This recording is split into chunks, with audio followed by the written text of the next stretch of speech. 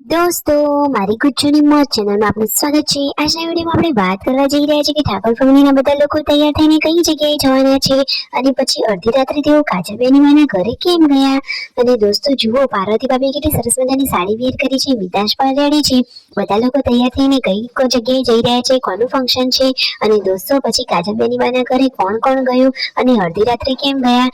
જુઓ, કાજલબેન તેમના ભાઈ ભાભીને જોઈને કેટલા ખુશ થયા, કેવું વાતાવરણ બની ગયું તે બધું જાણવા મળશે તમને મારા આ વિડીયોમાં। મારી ચેનલ ઉપર નવા હોય તો ચેનલને ફટાફટ લાઈક શેર અને સબસ્ક્રાઇબ કરી દો। Full video in Thakor family blog channel. દોસ્તો, ફૂલ વિડીયોની લિંક ડિસ્ક્રિપ્શનમાં મૂકેલી છે, ત્યાં જઈને તમે આખો વિડીયો વોચ કરી શકો છો। આવી ટૂંકી ટચુકડી લાઈવ લેટેસ્ટ ટ્રેન્ડિંગ માહિતી મેળવવા માટે મારી ચેનલને ફટાફટ સબસ્ક્રાઇબ કરી દો। તો જુઓ દોસ્તો, તમે વિડીયોમાં લાઈવ નિહાળી શકો છો કે અહીંયા હતા સમૂહ લગ્ન, વિજાપુરમાં સમૂહ લગ્નનું આયોજન હતું, તો ત્યાં ઠાકોર ફેમિલીને ભાવભર્યું આમંત્રણ હતું। તો જુઓ, બધા જ કપલ્સ અહીંયા બેઠા છે અને તેમને આશીર્વચન એટલે કે આશીર્વાદ આપવા માટે આવ્યા છે ઠાકોર ફેમિલીના બધા લોકો। તો સંજયભાઈ, રાકેશભાઈ, રણજીતભાઈ, શિલ્પા ભાભી અને પાર્વતી ભાભી એ બધા લોકોએ ત્યાં હાજરી આપી, તેમનું માન સન્માન કર્યું અને પછી તેઓ આવી ગયા છે થોડો નાસ્તો કરવા માટે એટલે કે પીઝા ખાવા માટે।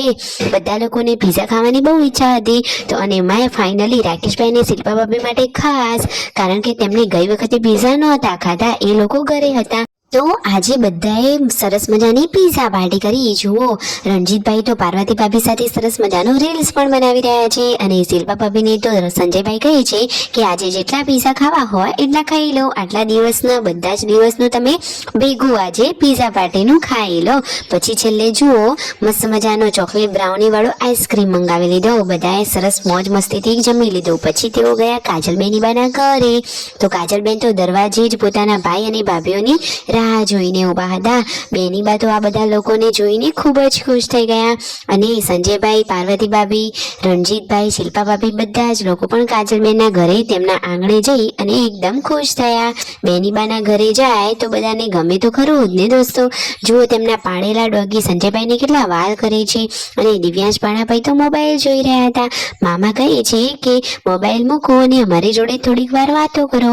અને જુઓ, કાજલબેનીમાં તેમની લાડકી ભત્રીજી યશુને તેડીને કેટલા વહાલ કરી રહ્યા છે અને ઘરે બધાના સમાચાર પૂછી રહ્યા છે કે દાદા દાદીને બધા કેમ છે, મજામાં, જેન્સુ ગુડ્ડુ કેમ ના આવ્યા। એવી રીતે કાજલબેન સરસ મજાની વાતો કરી રહ્યા છે। ફોઈબા અને આ ભત્રીજીનો પ્યાર તો તમે જુઓ, કાજલબેની બાના લાડમાં તો કઈ કમી થોડી ને હોય। જુઓ, હવે રણજીતભાઈને તેમના ઘરે બેઠા છે અને તેઓ ત્યાં રાત રોકાવાના છે કે નહીં, તો કાજલબેન તો કહે છે કે તમે રોકાઈ જાઓ, પરંતુ સંજયભાઈ અને રણજીતભાઈ એ બંને તો જશે તેમના ત્યાં મકાને એટલે કે પેથાપુરમાં જ્યાં તેમનો ફ્લેટ છે ત્યાં રોકાશે, કારણ કે તેમને વિડીયો એડિટિંગનું કામ કરવાનું છે। અને કાજલબેન, પાર્વતી ભાભી, શિલ્પા ભાભી બધા જ લોકો અહીંયા બેઠા છે અને સુખ દુઃખની વાતો કરી રહ્યા છે।